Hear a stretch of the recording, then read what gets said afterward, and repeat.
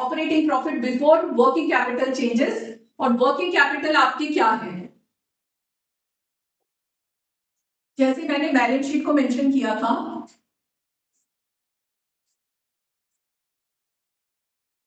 इसमें share capital, debentures, loan,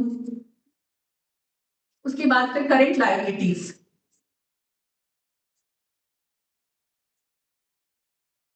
इसमें outstanding expenses आ गए, ट्रेड पेबल्स आ गए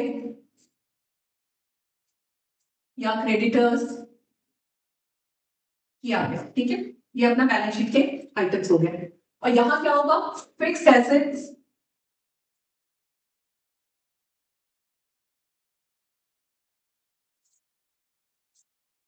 इन्वेस्टमेंट्स,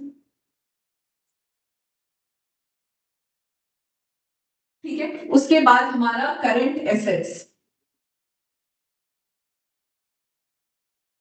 करंट एसेट्स में हमारा क्या आ जाता है? Inventories, debtors, cash and cash equivalent. ये हमारा पूरा फॉर्मेट होता है बैलेंस शीट का। ठीक है, इसमें अब देखो आप, इसमें ये जो है ये आपका हो गया financing activities,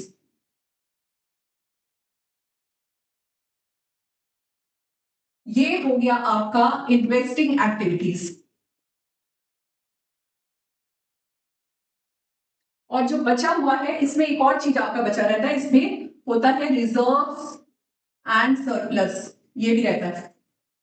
so this reserves and surplus plus ये और ये सारा हमारा ऑपरेटिंग एक्टिविटीज का आइटम है।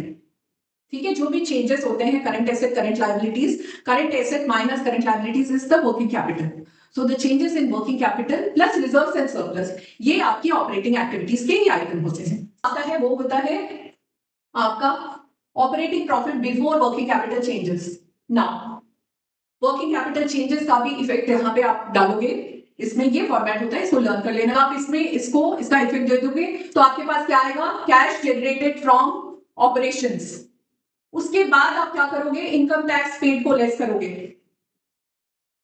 तो जो बचेगा वो आएगा net cash from operating activities. अगर माइनस में आया तो net cash used in operating activities. ये आपका पूरा फॉर्मेट है। ठीक है, आई होप आपको अच्छे से समझ में आया। इसके बाद हम लोग कोई सम लेंगे, प्रैक्टिकली सॉल्व करेंगे तो सारा कुछ क्लियर हो जाएगा। ठीक है बच्चों, so if you have any doubts, anything, you can write to us. If you can write me, you can contact me at my phone number which is given, यहाँ पे नीचे लिखा रहेगा, उस पे आप कमेंट कर सकते हो, उसमें आप पूछ सकते हो, मेरे साथ कभी भी आप कम्युनिकेट कर सकते हो।